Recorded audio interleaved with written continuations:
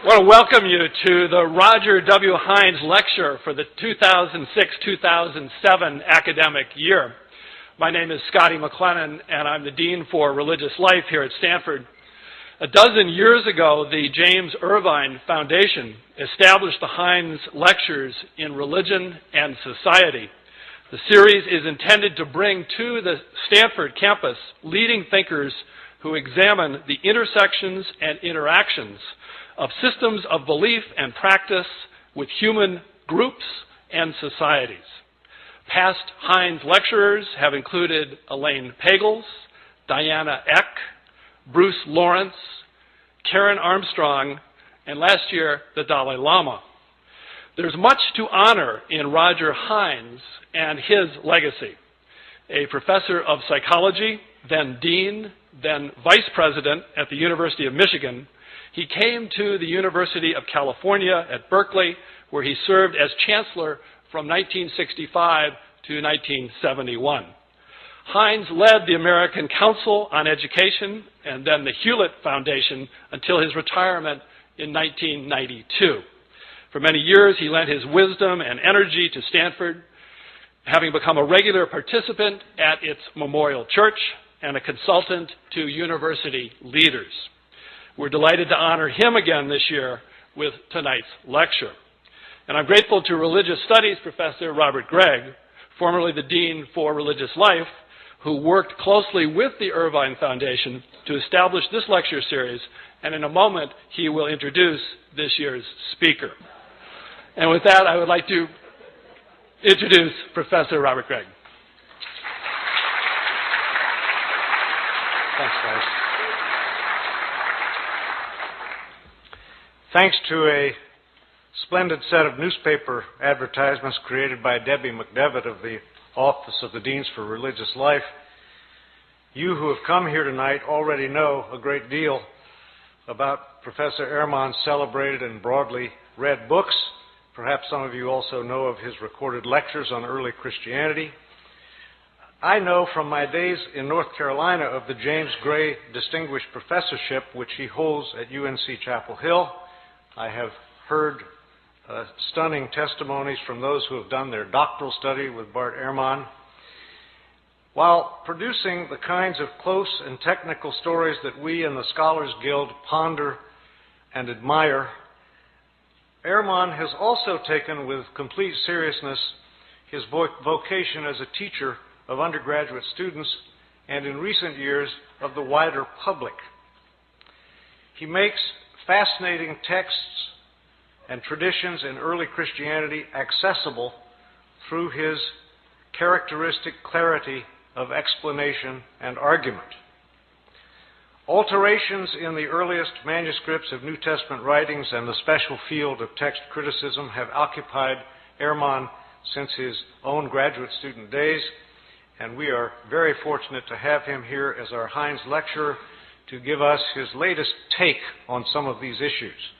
His lecture title, as you know, Misquoting Jesus, Scribes Who Altered the Scripture and Readers Who May Never Know. That's not you. Please welcome Bart Ehrman.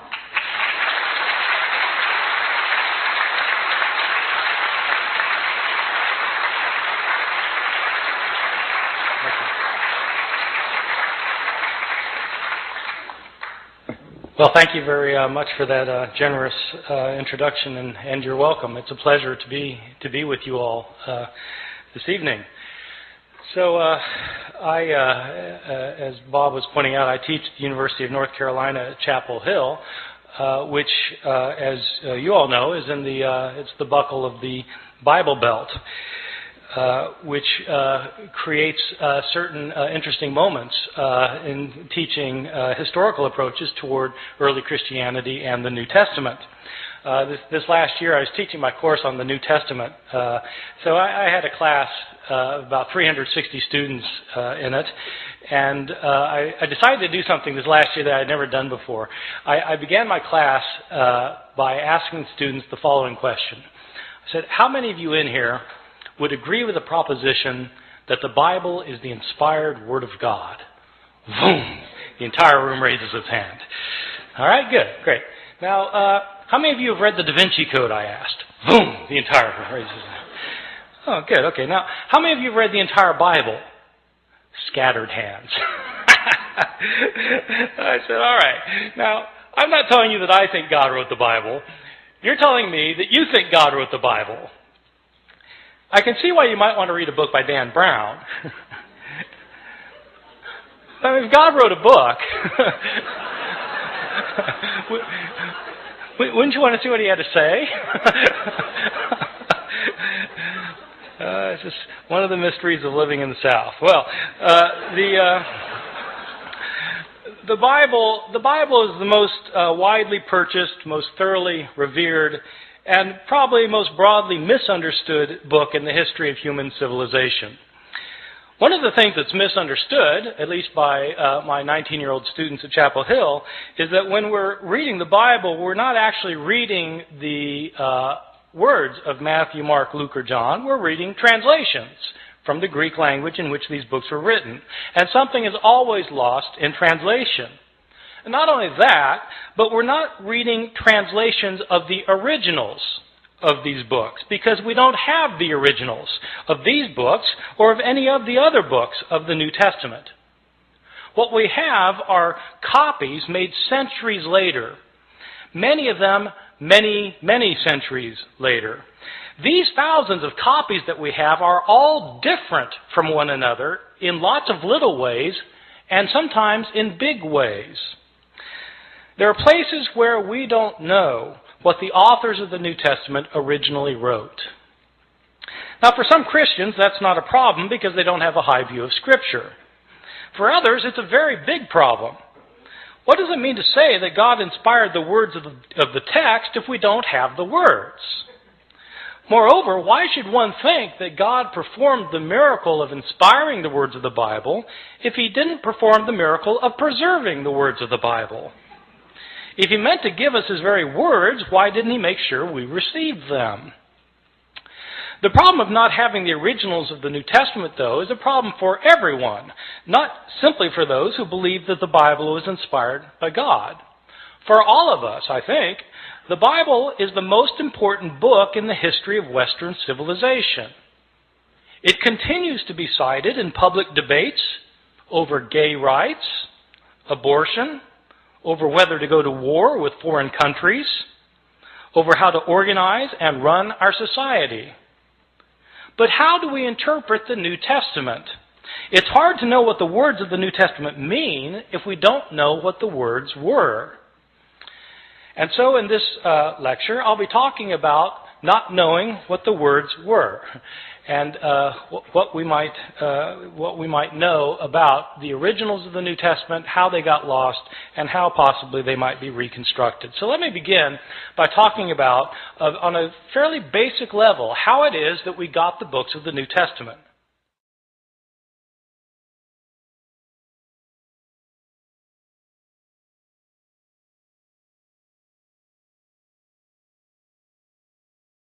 The books of the New Testament were all written in Greek. They were all written in the first century of the Common Era. They were written by Greek-speaking Christians who wanted to share with their community their views of Jesus, of the faith, of what to believe and how to behave. So an author like Mark, the author of our first gospel, sat down and wrote out one day his gospel about Jesus. Now, we don't know where Mark actually lived. Some scholars have thought that Mark maybe lived in Rome. So let's say he lived in Rome. Mark writes his book. Well, how does this book get into circulation? The problem is we're dealing with an age in which there were no Xerox machines.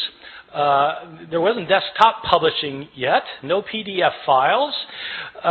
In fact, there wasn't carbon paper. How did people get copies of books? Well, in the ancient world, the only way to get a copy of a book was to copy it by hand. One page, one sentence, one word, one letter at a time. Mark makes his book, and somebody in his community wants another copy of it. And so that person either makes a copy himself or has somebody else make a copy for him. Now, part of the problem is that in the ancient world, at this time period in the Roman Empire, probably something like 90% of the population was illiterate, couldn't read or write. So not anybody could just make a copy. And most people who could write couldn't write very well. And so somebody makes a copy. We don't know who it was who made the first copy. We don't know if this person was competent or incompetent, but he made a copy. And probably, if he made a copy of this book by hand, one page, one sentence, one word, one letter at a time, he made mistakes. Now, my students sometimes have difficulty believing that people make mistakes when they copy things by hand. And so I tell them, well, you sit down tonight and copy the Gospel of Mark and see how you do.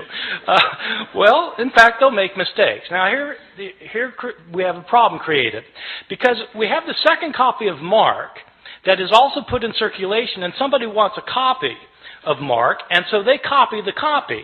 But the copy has mistakes in it. And so the next person who copies it copies the mistakes, thinking that they're the original wording. And the second person also makes mistakes of his own. And so he not only reproduces the mistakes of his predecessor, he introduces his own mistakes. And then another person comes along and copies that copy, making the mistakes of both of his predecessors and creating mistakes of his own. And then that book gets put in. And pretty soon you've got copies around the city of Rome that are all different from one another. Now, a visitor comes to Rome from Ephesus, and they have a church back in Ephesus too, and they want a copy of this gospel, and so he takes his copy, makes a copy, takes it back to Ephesus. And then that copy gets copied, and that copy gets copied, and that copy gets copied. Then somebody comes from Smyrna, and they want a copy. And so it goes for year after year after year. We don't have a copy of Mark until around the year 200. About 150 years after Mark was originally written. So not only do we not have the originals, we don't have the first copies, or the copies of the copies, or the copies of the copies of the copies of the copies, etc., etc. Mistakes were made en route, and these mistakes were replicated. Now, the only way a mistake gets corrected is if you're copying a copy of Mark, and you come across a sentence that you're pretty sure is wrong because it doesn't make sense, and you try and correct it. And so you correct it to say something other than what it says. The problem is there's no guarantee that you will correct the mistake correctly. Right? You might correct the mistake incorrectly, in which case you've got three forms of the text. The original text, the mistake, and the mistaken correction of the mistake. And so it goes on. For year after year, decade after decade. The originals end up getting lost. They get lost. They're either worn out of existence, or people figure, well, we don't need this. I've got a brand new copy of it, and so they throw it away. And all of the books of the New Testament, all 27 books, experience the same fate. And so that is the situation we're dealing with. This is not a situation that's unique to the New Testament. This is a situation that we find for every book from the ancient world. Every ancient book has this problem. The problem's exacerbated with the New Testament simply because the New Testament has come to be revered as Scripture, and also because, as it turns out, we have more copies of the New Testament than of any other book from the ancient world. That would seem like a good thing, but it also means that we have more mistakes for the New Testament than for any other book. And so the abundance of evidence we have creates an abundance of problems. Let me talk about the surviving copies that we do have. First, give you a sense of the numbers of books that we're talking about. New Testament was originally written in Greek, and at last count we had over 5,700 copies of the New Testament in the Greek language in which it was originally written. Now, when I say we have 5,700 copies, I don't mean that we have complete copies of all the books from beginning to end. What I mean is we have either complete copies or fragmentary copies. Some of these fragmentary copies are very small little fragments found in trash heaps in Egypt where the rest of the book was destroyed, and we just have a little scrap. So we have from little scraps to enormous tomes that are in medieval libraries. We have 5,700 copies in Greek, and we have copies in other languages because as Christianity spread throughout the Roman Empire, people translated the New Testament into other languages, such as Latin. We have something like 10,000 copies of the Bible in the New Testament in Latin, in Coptic, the ancient Egyptian language, in Syriac, in Georgian, in Armenian, in Old Church Slavonic, etc., etc. We have all sorts of copies in all sorts of languages. These copies can be compared with one another, and when you compare these copies with one another, there are lots of mistakes in them because no two of these copies are exactly alike in their wording. How old are these copies that we have? Well, the oldest copy that we have of any book of the New Testament is actually a little fragment that was discovered in Egypt. This fragment is about the size of a credit card, and it's written on both front and back. That's significant, by the way, that it's written on both front and back, because it tells you that this copy actually came from a book, like we have books today, where you've got pages written on front and back, as opposed to a scroll. Christians early on preferred writing their scriptures in books rather than in scrolls. That made these books different from other books throughout the Roman world. This little credit card-sized scrap that we have is called P52. It's called P52 because it's written on papyrus. So papyrus is an ancient writing material, and it's called P52 because it was the 52nd papyrus that was discovered and categorized, classified. Cataloged. So this little scrap has a few lines on it from John chapter 18. It's the passage where Jesus is talking to Pontius Pilate in his trial before Pilate, where Pilate says, "What is truth? What is truth?" That line. So that's that. It's written on, and it's written both front and back. Now the thing is, if you have a little scrap like that, and it's written on the front and the back, and you know what passage it comes from, then you can actually do some interesting things, because you can figure out, even though you don't have a complete line on this page, you can figure out where this thing was on the page. And if you've got, if you do it right, if you've got it one margin, you can figure out how many letters were in each line, and you can figure out how many lines must have been on the page in order to get from this part to that part. See what I'm saying? So you can actually reconstruct how long the page was, and then you can calculate how many pages were in this manuscript, because how many pages would it take with this many letters in it to create the Gospel of John. And so this one scrap can tell you how long the manuscript was. So there are people who do this for a living, so it turns out.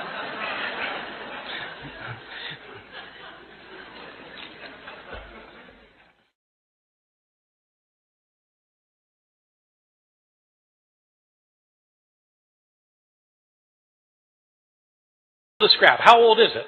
This scrap, P52, is usually dated to the first half of the 2nd century. The way they date ancient manuscripts is actually on the basis of a handwriting analysis. The science of this is called paleography.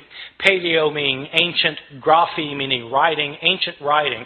So the study of ancient writing is called paleography, and there are scholars who are paleographers who can date manuscripts within about 50 years of their production. The way the science works is that handwriting in the ancient world, before there was the invention of printing, changed slowly over time. So people made letters in certain distinctive ways depending on when they lived. And so if you are familiar with how handwriting was in different periods of history, then you can determine when a manuscript was written. That's the science of paleography. And a good paleographer can get within about 50 years.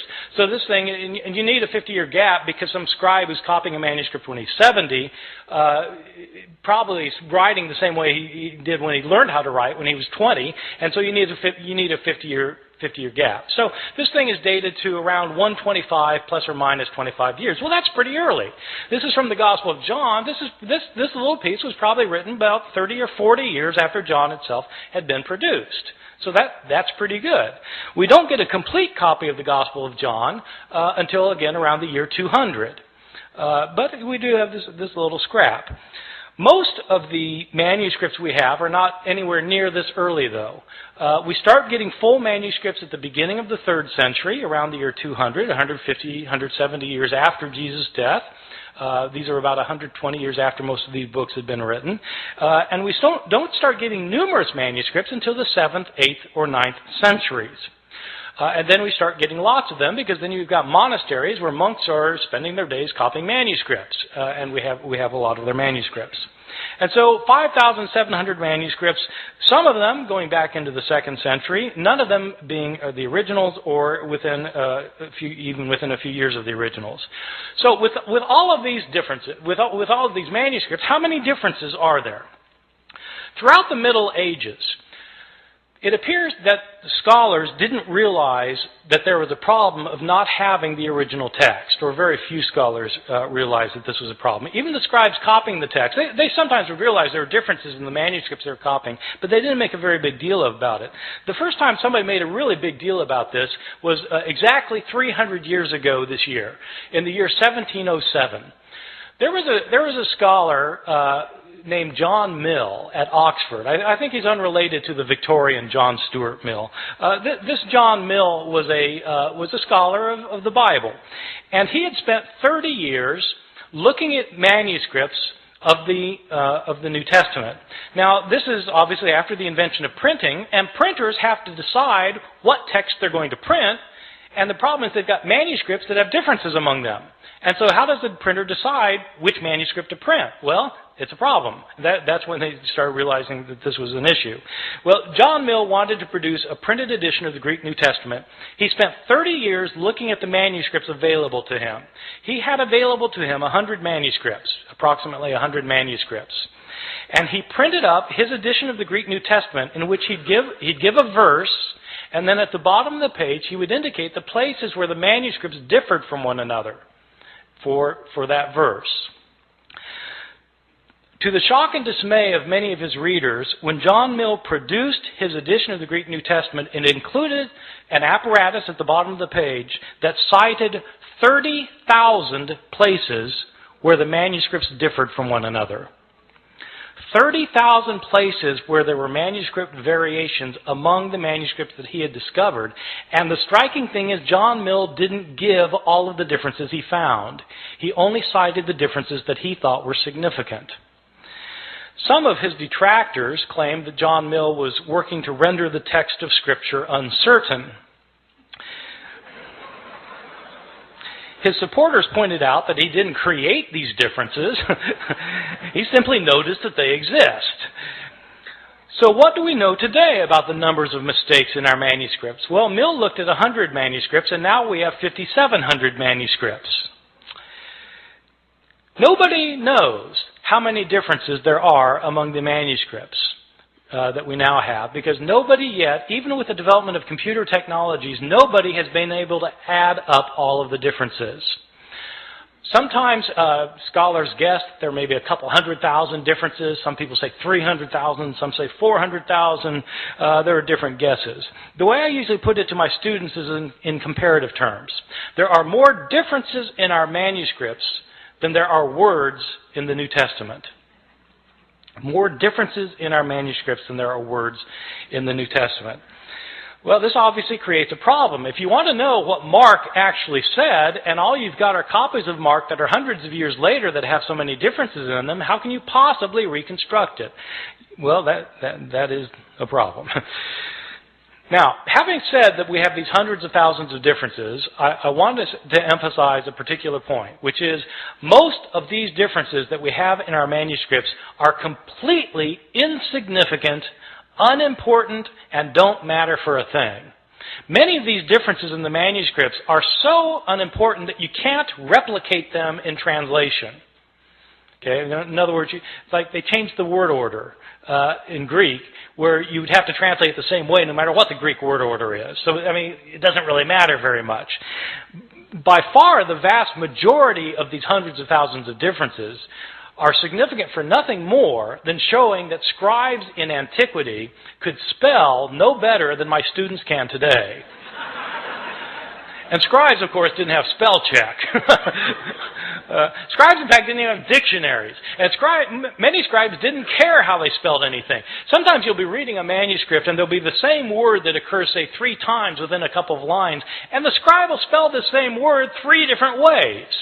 He just doesn't care how the word is spelled. Well, so, you've got lots and lots of those kinds of changes, and what do they matter for? They don't matter at all. So, having said there are all these hundreds of thousands of differences, I want to stress that most of them don't matter for very much. Some of these changes, the ones that don't matter, basically are accidental mistakes. Scribes were sometimes tired or sleepy, sometimes they were distracted, sometimes they were inept or unqualified, and they made mistakes. They would leave out a word, they'd leave out a verse, sometimes they'd leave out a page. They just made mistakes sometimes. One of the common mistakes of scribes is actually kind of interesting. Sometimes, in the New Testament, you'll have a saying where you'll have two lines that end with the same words. Like Jesus in Luke chapter 12 says that whoever confesses me before people will be confessed before the angels of heaven, and whoever denies me before people will be denied before the angels of heaven. So you've got two lines that end with the words before the angels of heaven. And what scribes sometimes would do is they'd copy down the words before the angels of heaven on the first occurrence, and then, they'd copy it down, then their eye would go back to the page, and their eye would alight on the second occurrence of the same words.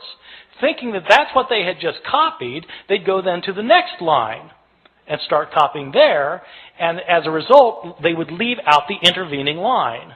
See how that works? That kind of phenomenon is where your eye skips from one line to another. It's called parablepsis. Parablepsis. And when you have words that end the line the same way, that's known as homoteleuton. So this kind of mistake is called parablepsis occasioned by homoteleuton. It's on my final exam at Chapel Hill.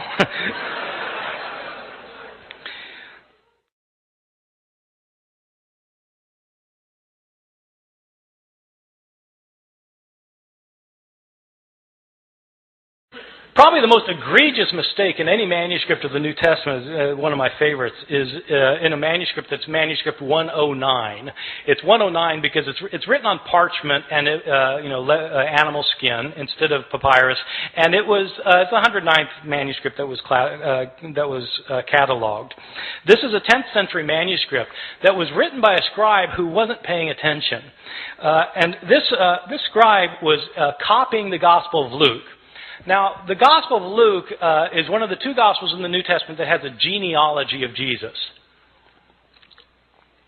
Genealogies usually aren't the favorite reading of my students at Chapel Hill, and I think probably it wasn't the favorite reading of this guy because he wasn't really paying attention to what he was doing. But, in Luke's genealogy is actually fairly interesting because in Matthew's the other gospel that gives a genealogy of Jesus, and it traces Jesus' line all the way back to Abraham, the father of the Jews, in Matthew.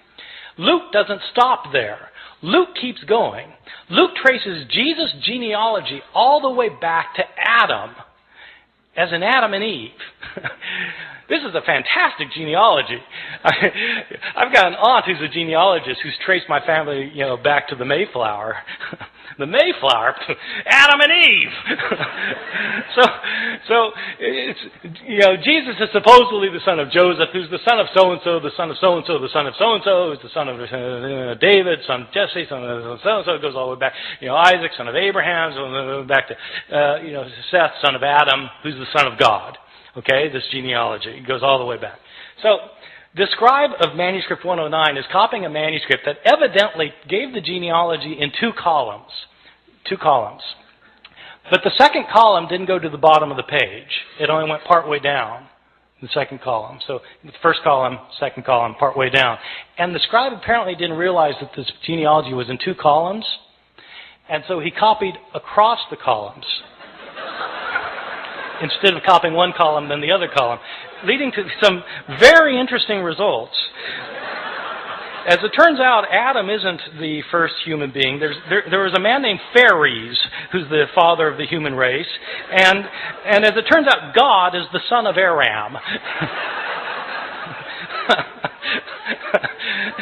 So it happens. These kinds of mistakes are just pure accidental mistakes that scribes mess up in places. There are other kinds of mistakes that are what I think are probably intentional mistakes. I differentiate between accidental mistakes where scribes just slip up and intentional mistakes where it looks like scribes are actually trying to change the text. Now, I don't know for sure that scribes are trying to change the text. I don't have any scribes around to interrogate about the matter. But there are some changes that don't look like they could possibly simply be a slip of the pen. And there are others that are debatable, whether they were a slip of the pen or not. But let me give you a couple of examples, and you'll see that some of these look like scribes maybe wanted to change the text. I'll give you a couple for instances.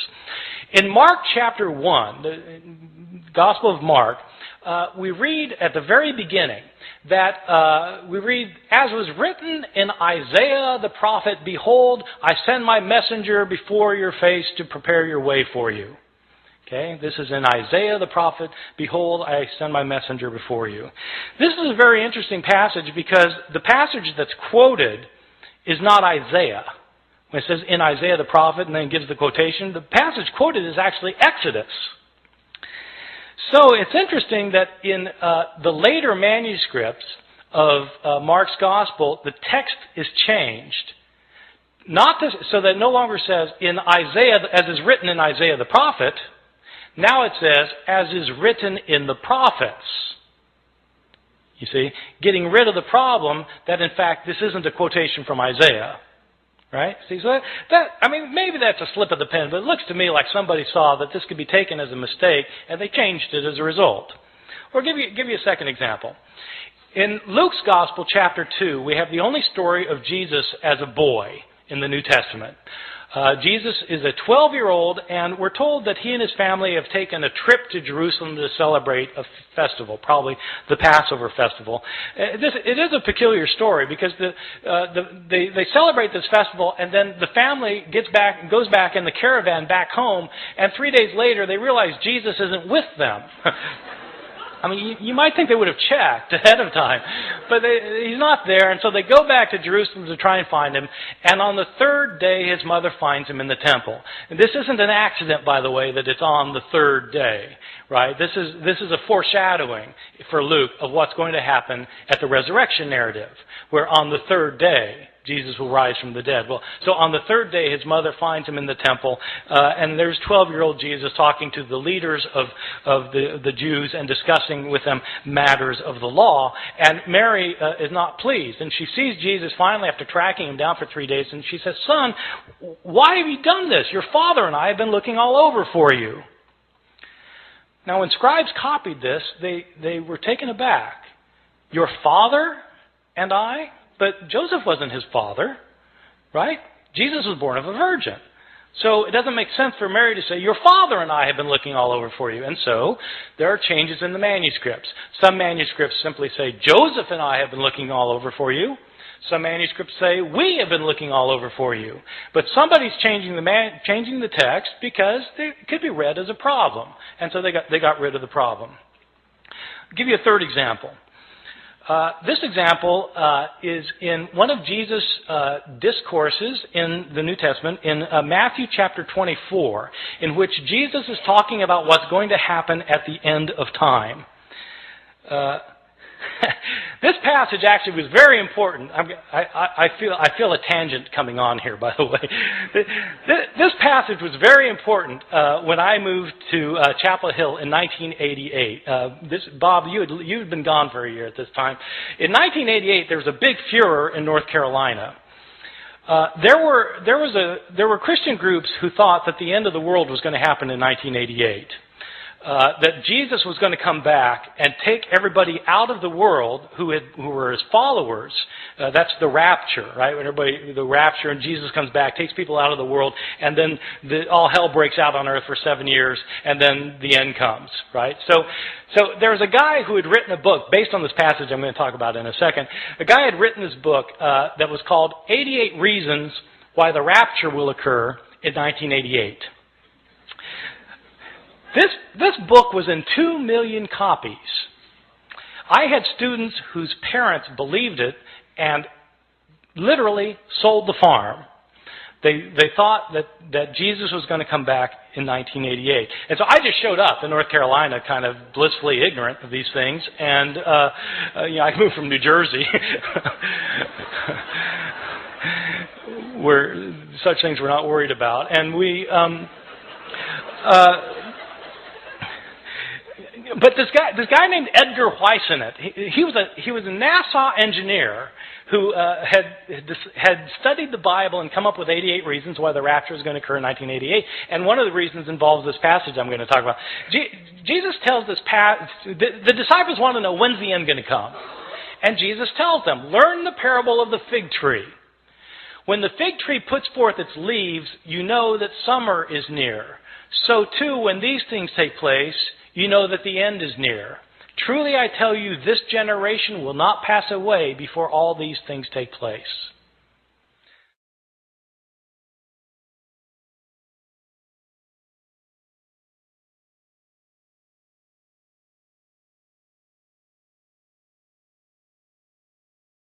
This is one of Edgar Weissanent's 88 Reasons. So the way it works is this.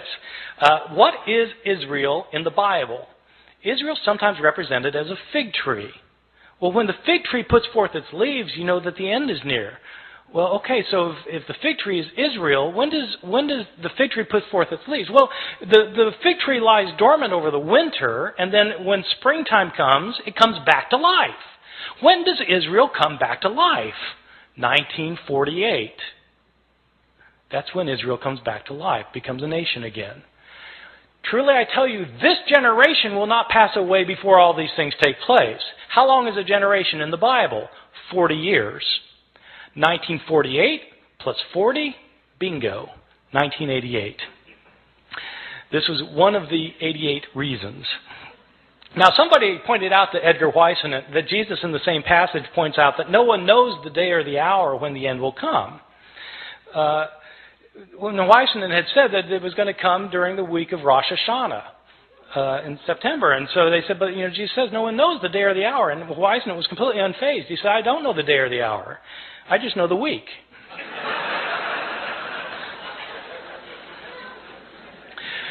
All right, so this passage actually throughout Christian history has been important because people have always been trying to figure out when the end's going to come. So in this passage, Jesus says no one knows the day or the hour, not the angels of heaven, nor even the Son, but the Father alone. Okay, Matthew 24:36. Scribes copying that found it to be a peculiar thing to say, though. Not even the Son knows when the end is going to come? I mean, surely the Son of God is all-knowing. Isn't he omniscient? And so how do scribes deal with the problem? They deal with the problem by getting rid of the phrase. And so in later manuscripts, the phrase, not even the Son, is taken out, so that now Jesus doesn't claim to be ignorant about when the end is going to come. So that strikes me as probably an intentional sort of change. All right, so you get accidental changes and you get intentional changes. I want to talk about some of the big differences that you get in some of our manuscripts, just so you can get an idea of how significant this problem can be. Probably the most familiar story in the New Testament Gospels is the story of Jesus and the woman taken in adultery.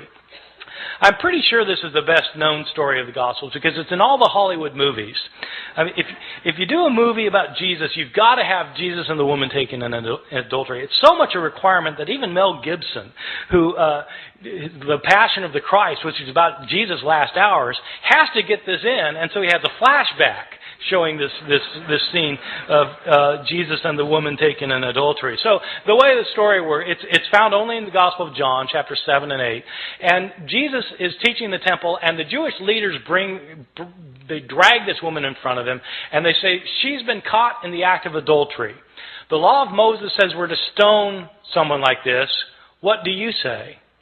See, this is setting a trap for Jesus, because if Jesus says, well, yeah, stone her, then he's violating his teachings of love and mercy. But if he says, no, forgive her, then he's breaking the law of Moses. So what's it going to be? Well, Jesus has his way of kind of getting out of these traps, as you know, if you read the New Testament. So what he does in this case is he stoops down and he starts writing on the ground. And he looks up and he says, let the one without sin among you be the first to cast a stone at her. Stoops back down, starts writing again. And one by one, feeling guilt of their own sins, they begin to leave until Jesus looks up again and there's no one left. And he says to the woman, is there no one left to condemn you? And she says, no, Lord, no one. Jesus replies, neither do I condemn you. Go and sin no more. There is a textual variant in a now lost manuscript, which when Jesus about this line about when he says, "Let the one without sin among you be the first to cast a stone at her." In this one textual variant, it indicates that a stone comes flying out from the crowd, nails the woman in the head, and Jesus says, "Mom, sometimes you really tick me off."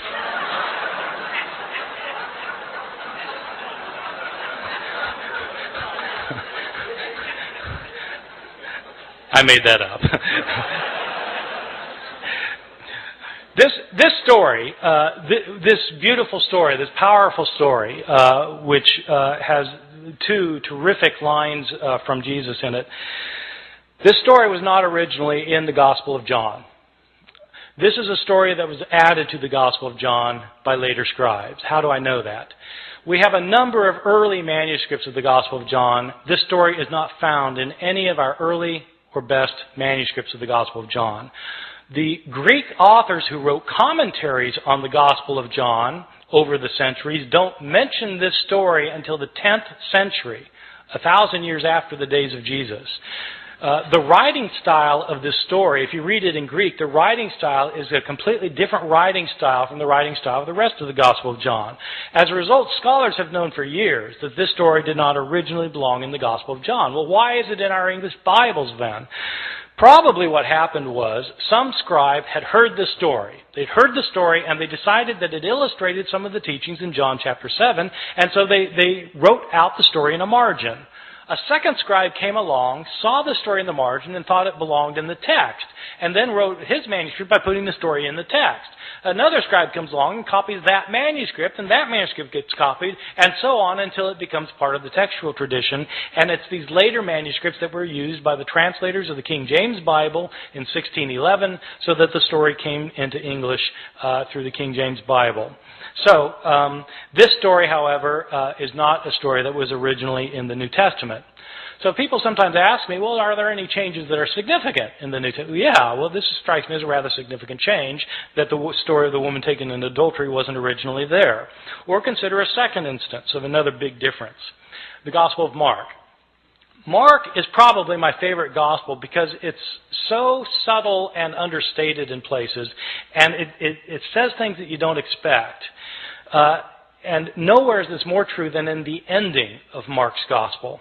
In Mark's gospel, Jesus is put on trial, and he's crucified, he's dead, he's buried, and on the third day, the women go to the tomb. The tomb is empty, and Jesus is not in it. There's some man in there. And the man tells the women that Jesus is not here, he's been raised from the dead. He tells the women, go tell the disciples that he will meet them in Galilee.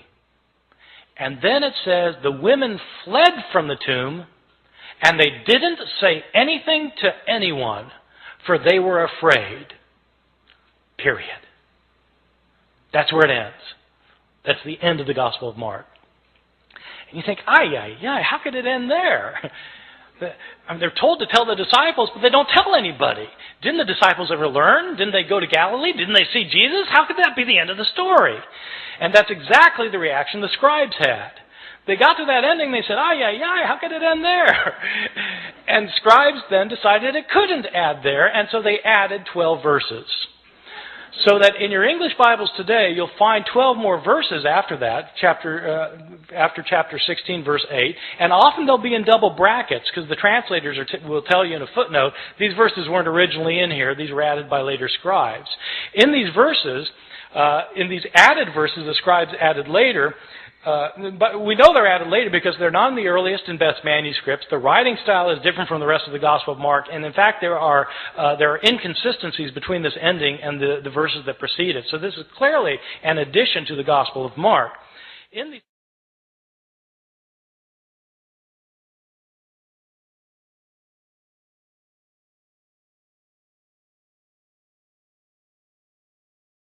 these final verses, the women do go tell the disciples do go to Galilee, they do meet Jesus there, and Jesus then tells them that they're to make the disciples of all the nations, and people become his disciples will be able to speak in foreign languages that they previously didn't know.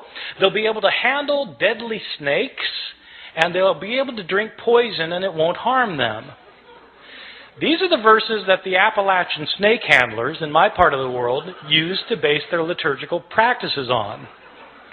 I've always thought that sometime in the ambulance on the way to the hospital, somebody should point out, actually those verses aren't in the Gospel of Mark. Mark actually ends with the women not saying anything to anyone, for they were afraid. Somebody added the last 12. Let me give you a couple more examples of some differences that strike me as big. One that I think is really quite interesting that scholars debate.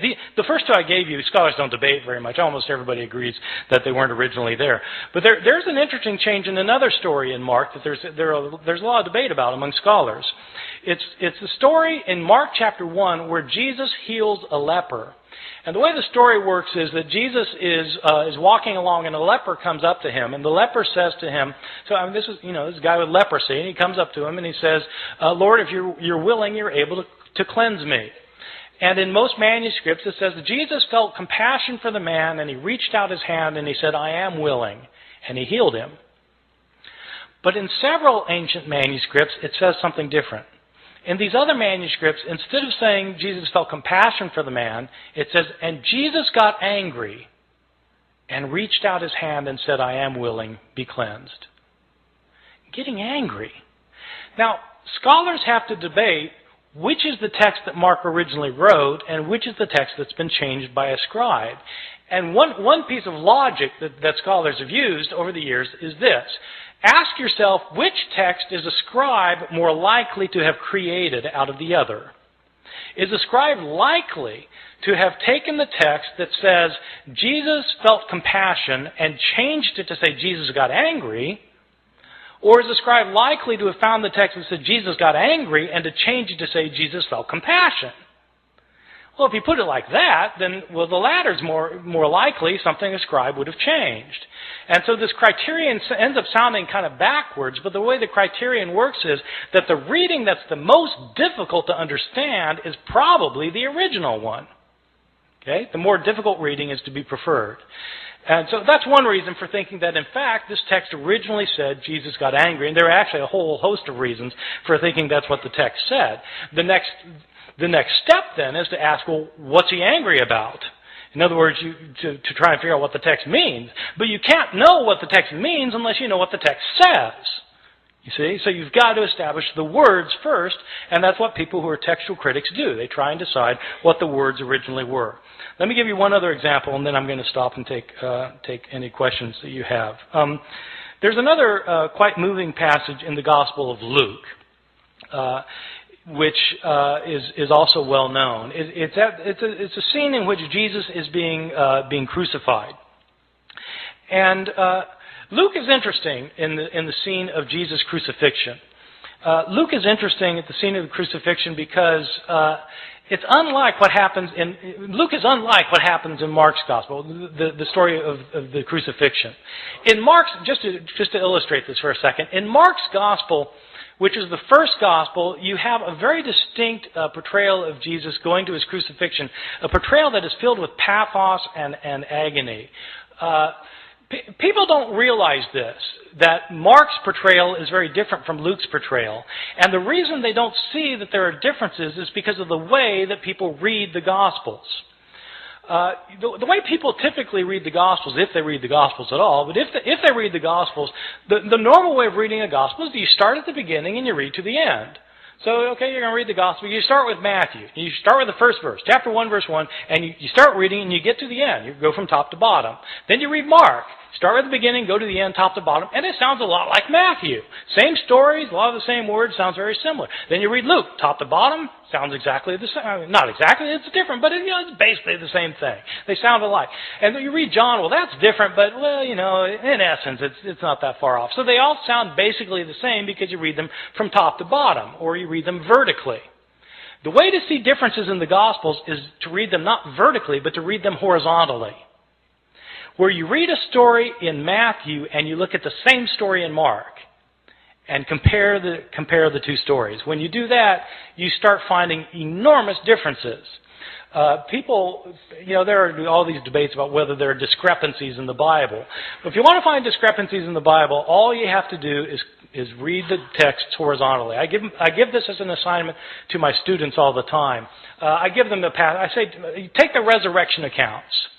What really happened at the resurrection? Depends which author you read. And so I have them list what happens in Matthew, what happens in Mark, what happens in Luke, what happens in John, and compare the list. And it's actually quite striking when you do this with the resurrection narratives. Because, well, who is it that goes to the tomb? Is it Mary Magdalene by herself or Mary with other women? If other women, how many other women? And what are their names? It depends which gospel you read. What do they find there? Is the stone rolled away already or is it not rolled away already? Depends which gospel you read. Who do they see there? Do they see a man there as in Mark? Do they see two men there as in Luke? Or do they see an angel as in Matthew? Depends which gospel you read. What are they told? Are they told to tell the disciples to meet Jesus in Galilee, or are they told to tell the disciples to stay in Jerusalem? Do they go tell the disciples? It depends whether you read Mark or whether you read Matthew and Luke. If they do tell the disciples, what do the disciples do? Do they go to Galilee, or do they stay in Jerusalem? It depends which gospel you read. I mean, you just go down the line, and it's different. And that's what you get if you read these stories against each other. Well, if you do that in the story of the crucifixion in Mark and Luke, you come up with very, very different portrayals. The significance of that is not just, okay, so there are discrepancies. Yeah, there are discrepancies, but that isn't the point. The point is that if you want to know what Mark has to say, you have to read Mark and not pretend he's saying the same thing as Luke, because they're different. And so Mark has to stand on its own as a literary production.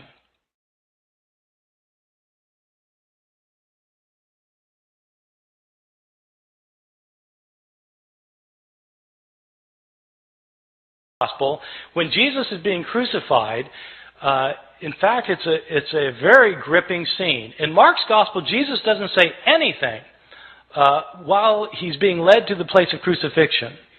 While he's being crucified, he's completely silent. When he's hanging on the cross, he's mocked by the Jewish leaders, by the people who are passing by in front of him. He's mocked by both robbers in Mark's Gospel. Jesus doesn't say anything until the end in Mark's Gospel. At the end, he cries out, Eloi, Eloi, lama sabachthani, my God, why have you forsaken me? And he dies. That's it. That's Mark. It's very powerful and gripping. But people don't realize that this, because people think Jesus said all sorts of other things on the cross. Well, why do they think that? Because they've read Matthew, and they've read Luke, and they've read John, and they end up with the 7 last words of the dying Jesus, which are found in not one of the Gospels, but by smashing all of the Gospels together into one big Gospel.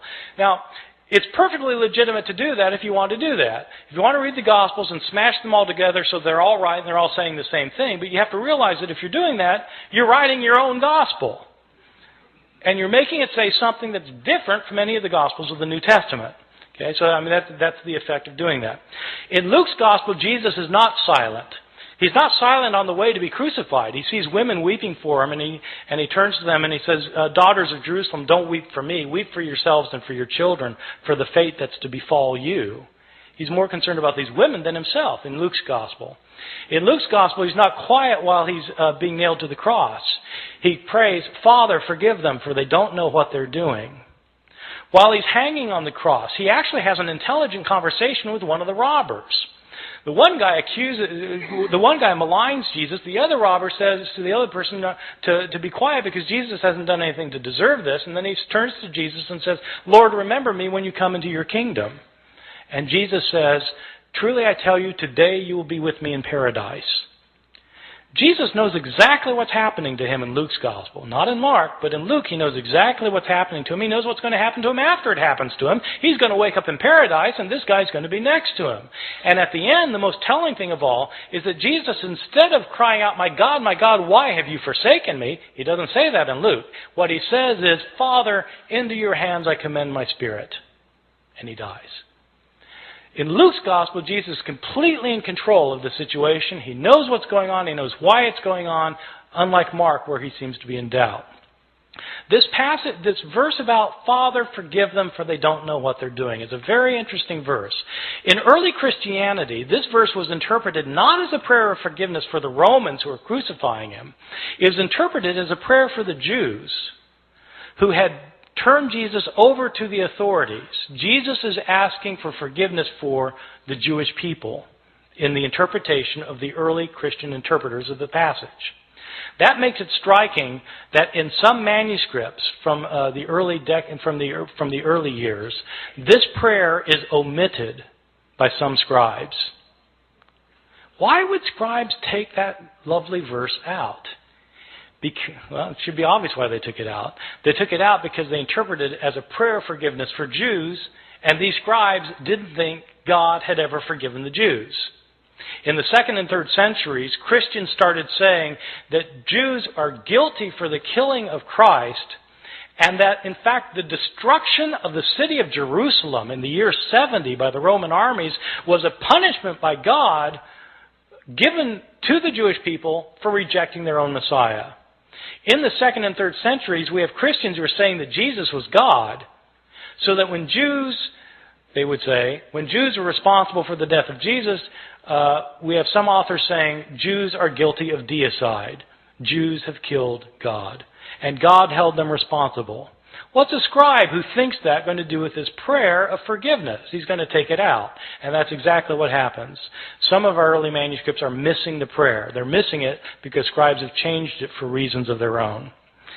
These are some of the big differences that you can find in the New Testament manuscripts, and there are all sorts of differences that you find. Some are related to theological disputes of early Christianity, where scribes have changed the text to make it coincide more closely with their own theological views. Some of these changes have to do with relationships of Christians and Jews. Some of these changes have to do with Christian understandings of women. There continue to be debates today in churches, Christian churches, about whether women should have leadership roles. Well, these debates often hinge on verses that have been changed by scribes. You can guess which way scribes changed these verses. In the 2nd and 3rd centuries, when women's roles were being suppressed, all of a sudden manuscripts start showing up in which women are told to be silent in the churches. This is the sort of change that scribes made. The textual critic is somebody who tries to deal with this phenomenon of manuscripts that have so many changes in them. There are actually two things that the textual critic does. One thing that is, of course, primary importance is to figure out what an author actually wrote.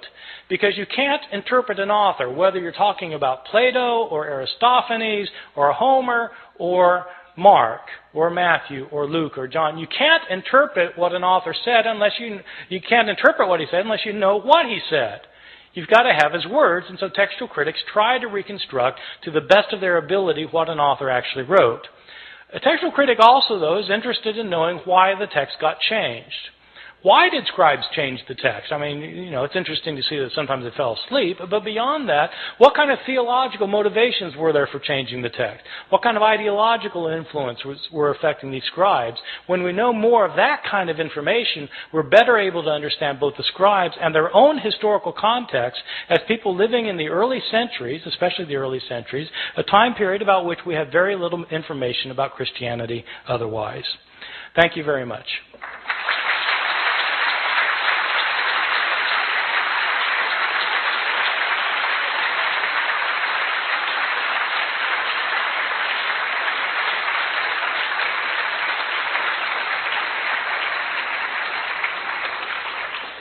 There are microphones on both sides, and I think we'll alternate. And can I just say that I will, if it doesn't sound like the question was loud enough, I'll repeat the question to make sure everybody heard it. So yes, start over here. Yes. Early in your conversation or in your presentation, you mentioned that the Bible is often used in social situations, and you mentioned in particularly abortion, war, and what was the other one? Gay rights. Have any of the differences that you have found or others have found affected how those concepts would be interpreted? Did you all hear that? Yeah.